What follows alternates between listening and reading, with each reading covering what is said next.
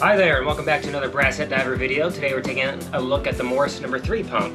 This pump first came out in the 1910 catalog, and based on the serial number, this pump is from 1912. The catalogs tell us this is the most popular pump on the market and the best for general use. Originally, it came with a water jacket to keep the cylinders water cool, and an indicating gauge so we know how deep our diver is. The pump is for one diver only, and it will supply abundant air in 100 feet of water. Recommended for service in moderate depths, rivers, harbors, by contractors, engineers, and railroads, and the list goes on. Okay, here's our number 3 pump all taken apart, so let's see how it works. Now when the piston is pulled up, it takes the air and brings it up through this valve here into this reservoir, and when the piston is pushed down, it closes this valve and opens up this one, sending the air up and out through the diver. Now let's see, probably makes a little more sense if you see this piece on it. Now, cool thing about this pump is all these valves and springs are interchangeable with each other, so you don't have to worry about misplacing one, which is another cool feature of this pump.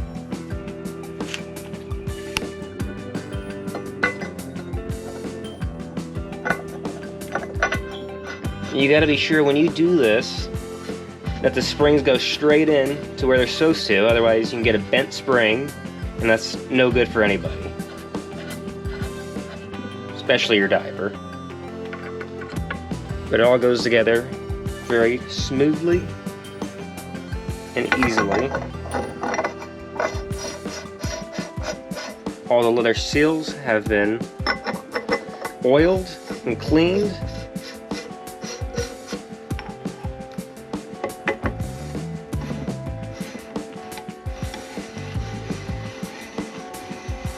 It goes together very nicely. We'll snug that up a little bit.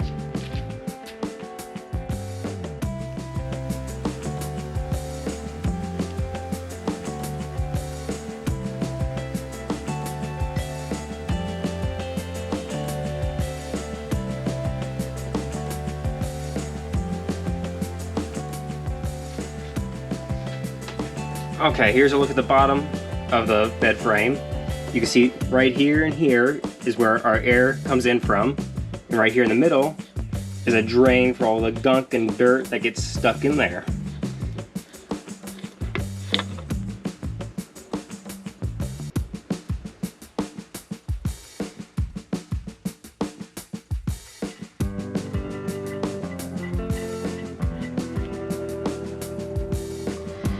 Okay, I'm tightening up the last of these bolts.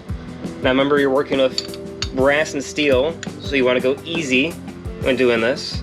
Make sure you hand tighten them first before you even put a wrench on it.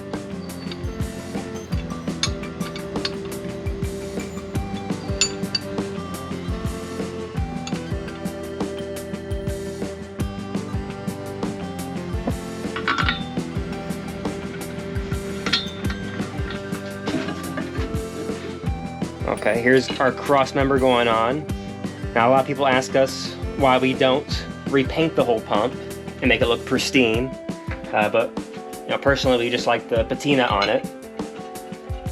Plus this one will be used a lot at the upcoming local events, so don't want to make it look too pretty.